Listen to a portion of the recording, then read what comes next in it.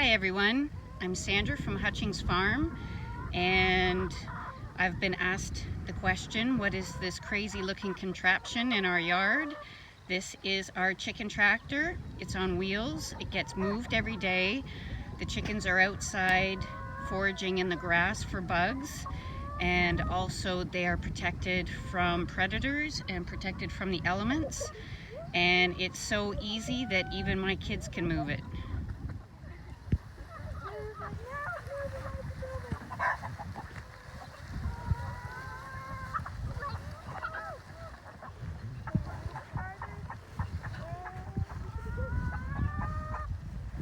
Thanks guys.